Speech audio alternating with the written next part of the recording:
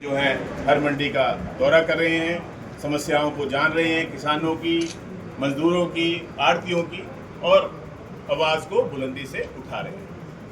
Lifting कितनी हुई? Lifting हुई नहीं, हुई नहीं 55 हाँ जी। आवक कितनी हुई है? आवक 55,000 क्विंटल हुई है सर। Purchase sir 39,000 quintal, 39,000। बाकी क्यों नहीं करी? सर बाकी गिल्ली है ना जी, अभी पीछे 2 दिन आज मौसम आई खराब है। था। आज 2 दिन से 200-250 ट्राली आ लिफ्टिंग गई। कितनी हुई है? लिफ्टिंग सर 2 दिन से तो बहुत कम थी जी। अब तक कितनी अब तक सर कोई प्रधान जी तो कह रहे लिफ्टिंग हुई नहीं है। कल सर कम हुई, कौन कल है से शुरू हुई थी।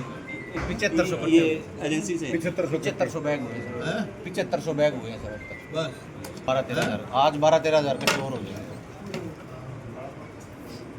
क्योंकि 2 दिन से मौसम की वजह से डिस्टर्बेंस है। लिफ्टिंग में तो कोई दिक्कत नहीं थी, लिफ्टिंग तो हो ही सकती है। नहीं वो सर बारिश चलती रही ना, बारिश चलती रूटीन में, तो इसलिए 1 तारीख से खरीद शुरू होगी कागजों में, और खरीद शुरू हुई नहीं। 3 तारीख से परचेज शुरू हुआ। हमसे करी 3 तारीख से पहली जो होनी थी सर बस वो कैसे बेच के जा रहा है किसान? सस्ता बेच के जा रहे हैं, MSP मिल रही है।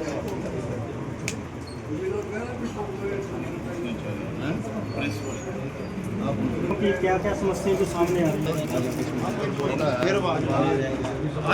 पहले मेरी फसल मेरा प्लॉट, उसकी रजिस्ट्रेशन कराओ, फिर गेट पास में रजिस्ट्रेशन कराओ, फिर फोटो खिंचवाओ, फिर बायोमेट्रिक करो, फिर गारंटर दो। इतना किसान को परेशान किया जा रहा है कि मजबूर हो जाता है मंडी से भारी बेच जाए, बाद में MSP देने में क्या तकलीफ है? कहते ही हैं 24 फसल कम MSP देते हैं।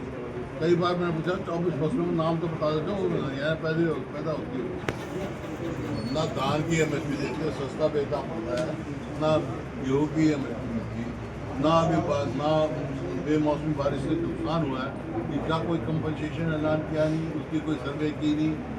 ये तो किसान एक भी फैसला किसान के हितजनक नहीं किया।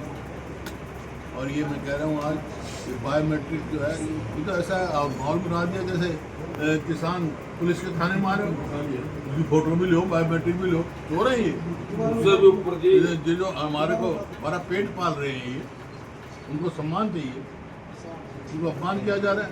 कृषि मंत्री कहते हैं बारिश से फायदा होगा, जो झाड़ अब इसमें खरी नहीं करती। वो कह रहा है उनको ये पता नहीं, किसान जब दाना पक जाता है उसके बाद वजन नहीं बढ़ता उसमें।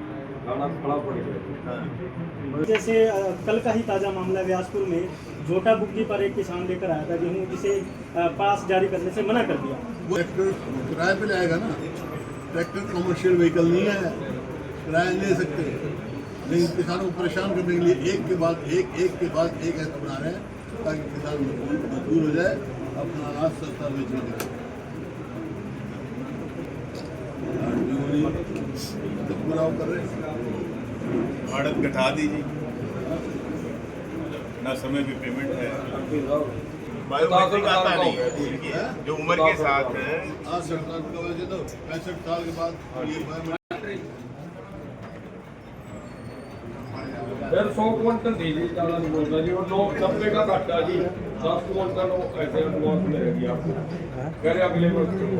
बिल्कुल सच्चाई, हकीकत। किसानों की समस्याओं को पिछले 3 दिन से हम लोगों ने हरियाणा की विभिन्न मंडियों का दौरा किया। मेवात में गए, सांपला गए, सोनीपत, पानीपत, घरोंडा, और आज सुबह से नारायणगढ़, सढौरा, अब आपके बरारा के अंदर है, आगे अम्बाला भी जाएंगे।